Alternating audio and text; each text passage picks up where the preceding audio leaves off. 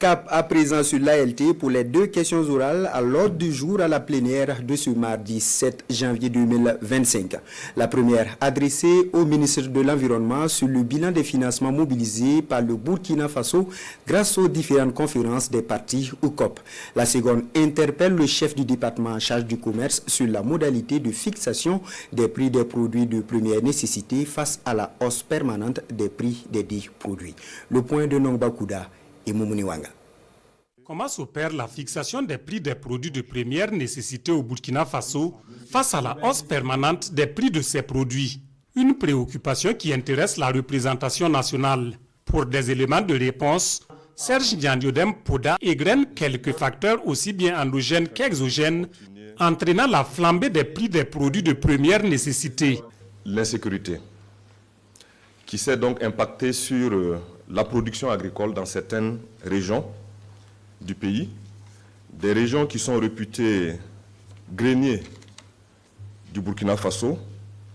Il y a la restriction aussi des exportations de produits de grande consommation par certains pays au profit donc de leurs consommateurs intérieurs, comme c'est le cas actuellement avec le riz et l'huile, ce qui entraîne une insuffisance de l'offre de ces produits sur le marché national et par voie de conséquence une flambée de leurs prix. Le premier responsable du département en charge du commerce explique qu'en matière de fixation des prix de produits de grande consommation, le Burkina Faso dispose de la loi 16/2017 portant organisation de la concurrence au Burkina Faso, laquelle loi en son article 5 réglemente les prix des produits concernés.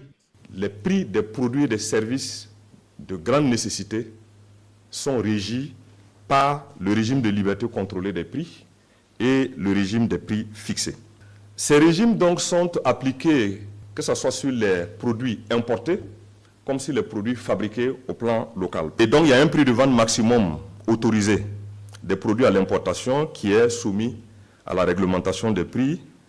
Et qu'en est-il donc des produits de fabrication ou de production locale? Leur prix aux consommateurs s'obtient en ajoutant au prix de vente sortie usine, qu'on appelle prix licite, la marge brute de commercialisation. S'agissant du cas des non-respect de la réglementation en vigueur évoquée dans les débats, le ministre Poda revient sur quelques mesures et mécanismes de dissuasion et de répression visant à empêcher la flambée des prix sur le marché.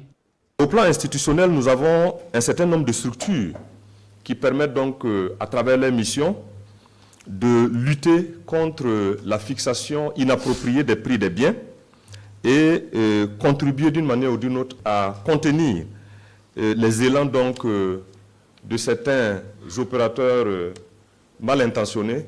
Il s'agit de la Commission nationale de la concurrence et de la consommation, la CNCC.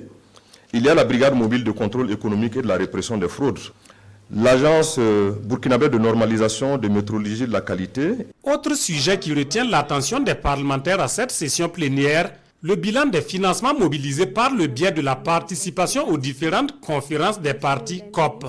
Selon le ministre en charge de l'Environnement, plus de 365 milliards de francs CFA ont été mobilisés ces 5 dernières années, ceci à travers diverses conventions. La fenêtre du Fonds pour l'environnement mondial, FEM, au cours des 5 dernières années, le Burkina a pu mobiliser près de 49 milliards de francs CFA au compte de cette fenêtre. Fenêtre du Fonds d'investissement pour le climat. Avec cette fenêtre, 110 milliards de francs CFA ont été mobilisés pour la mise en œuvre du programme d'investissement forestier. Cette question de la députée Nemata Brigitte Zungrana du groupe constitué Organisation de la société civile, à son second volet, permet à Roger Barrot d'évoquer quelques actions menées par son département en vue du renforcement de la lutte contre le changement climatique. Le ministère de l'Environnement, de l'Eau et de l'Assainissement s'appuyant sur les orientations du plan d'action pour la stabilisation et le développement et les politiques sectorielles auxquelles il contribue s'attelle dans une vision holistique de gestion de l'environnement, à la gestion durable des ressources naturelles, à la lutte contre les effets néfastes des changements climatiques. Il faut rappeler que la plupart des fonds climat sont compétitifs et par conséquent, il faut mettre en place un cadre national favorable pour faciliter la mobilisation de la finance. L'ensemble des réponses de ces chefs de département est jugé pertinent et satisfaisant par la représentation nationale. Les députés sous l'égide du président Ousmane Bougma encourage ses membres du gouvernement à une mise en œuvre réussie de leurs programmes d'activité respectifs pour le bonheur des populations.